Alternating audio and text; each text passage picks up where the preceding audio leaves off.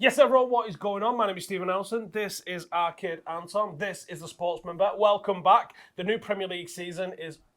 You can almost taste it, can't you? I can taste it. I cannot wait. Welcome back. We are all ready. We are all excited. And we are going to blow some right cash this summer.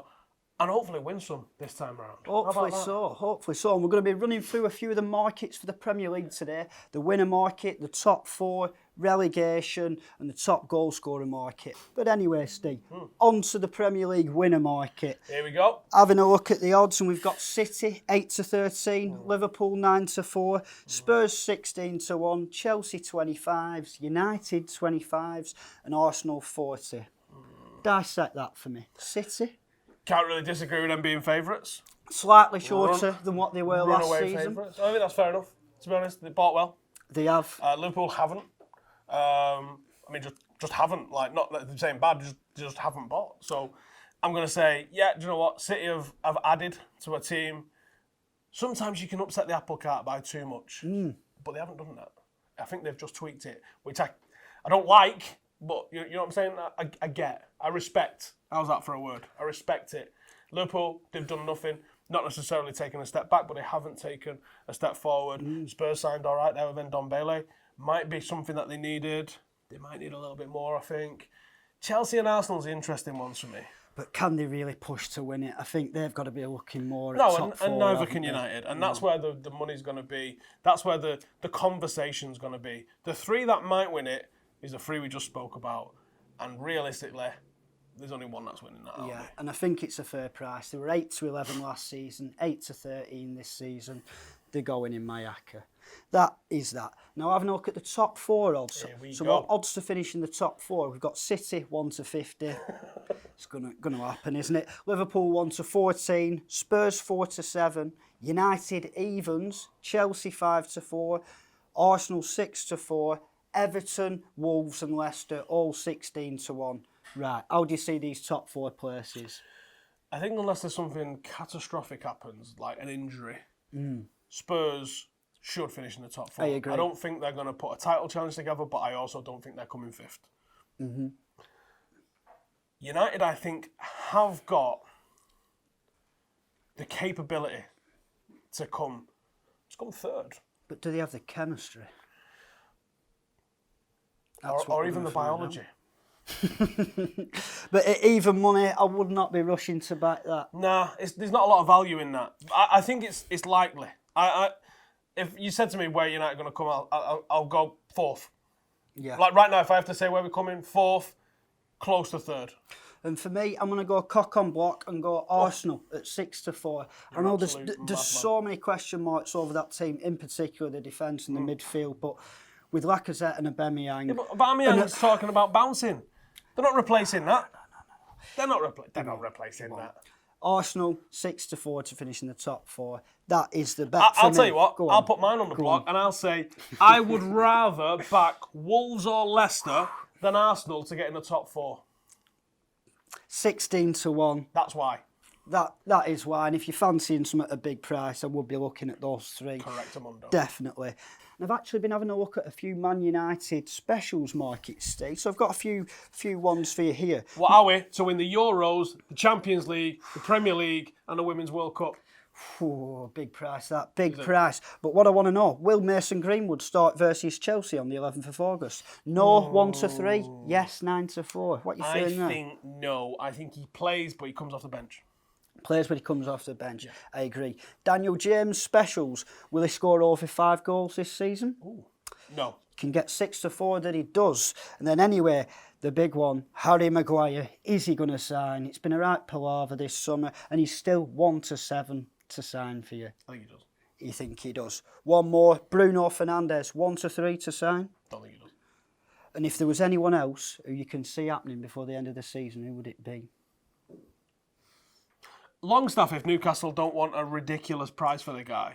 I see how he fits in. And what is ridiculous? 50 million's quite frankly ridiculous, right? Yeah. 20 million, 25 million, that's a young man going for a good price. Idrissa Gueye has just gone to PSG for 28 million.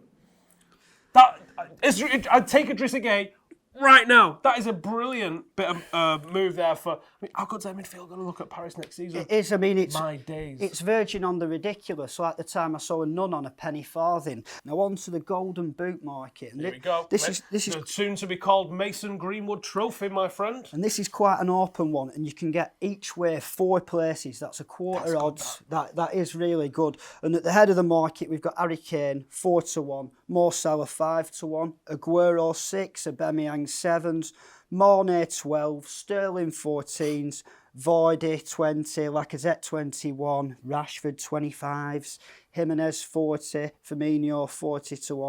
And I can tell you, before the start of last season, Sadio Mane was 80-1 to be the top goal scorer. And in 14 of the past 17 seasons, a player at odds of 50-1 or bigger has placed in that top 4 markets. So this for me is where you can find a bit of value. And how much is Mason Greenwood? 250-1. 250-1. Mark yourself right down there right now. Four places. And lose whatever you put on, because he's not going to do it. But what a story if he does. But for me, Harry Kane is a bet to nothing each way here. 4-1. I mean, yeah, unless he gets injured, he's going to be in and around there, isn't he? Barring no injury. But he's not who I'm picking. So who would you be picking then, Steve? I'm going to pick Aguero. You're going to pick Aguero? Talk about injuries. All right. But I believe he's now got like... Is he the best finisher in the league? Actually, I think last season it was Mane. I think he scored with every 3.9 shots, which is absolutely dead-eye. And actually, Tony Marshall also scored with every 3.9 shots, just didn't get anywhere near as many shots. 75-1 for Tony. Tony Marshall. If he plays down the middle for United and he gets the right service, do you know what? If we're talking about each way, just someone to get in the top 4 of that might not be a bad bet. I agree. I would not put anyone off. He's just going to finish just behind Mason Greenwood, who's going to score 41 next season. 44. Let's not get carried away. 44. My each way 45. pick here, I've actually gone for Richarlison at Everton. What are you on about? You can say that all you want, but no, I can say that all I want. 100-1. You look at Everton's strike force. You've got absolute Cenk, who's absolute dire, in my opinion. Cenk, some would say. He's out injured at the moment. You've got Calvert-Lewin, who's a young man still learning his trade. I don't see him starting every week. I think Richarlison's going to be more settled this season. And at 100-1 with 4 places. What's that? That is worth a few quid. I say we have a side bet, and I'm going to say Marcus Rashford outscores Richarlison. Go on then, we'll have a cheeky tenner on that then, Steve. Cheeky tenner on that. Who do you fancy to be top goal scorer? Let us know in the comments below. I'm sure you've all got an opinion on that. This season, we're launching our series, Beating the Bookie, where we'll be celebrating some of the biggest wins in sport. Biggest, and I've seen a few big uns this summer, starting with this big un. And it were on Royal Ascot, it were 44 grand cashed out off a £10 losing bet. Absolutely stunning. This man, JB Chips, great name, that's his Twitter handle. But he had £10. Wait, go on. Mr. Chips? Mr. Chips, he's in the money. He's in the money. But anyway, he had £10 on all of Frankie Dettori's rides on the 3rd day of Royal Ascot this year. The first 4 won. He cashed it out for 44k. The next 2 went on to lose. That is how it's done, ladies and gentlemen. That's how it's done. That's why you've got to play the game. Another one. Anteposts this time. This one was put over a year ago and he waited... A year? A year. A year he's been looking at it. A year. And the final selection in his antepost was England to win the Cricket World Cup. Now, this was staggering from a Betfair punter who's chose to remain anonymous. I bet he has. I bet he has. He'd have people knocking at his door asking him for quid.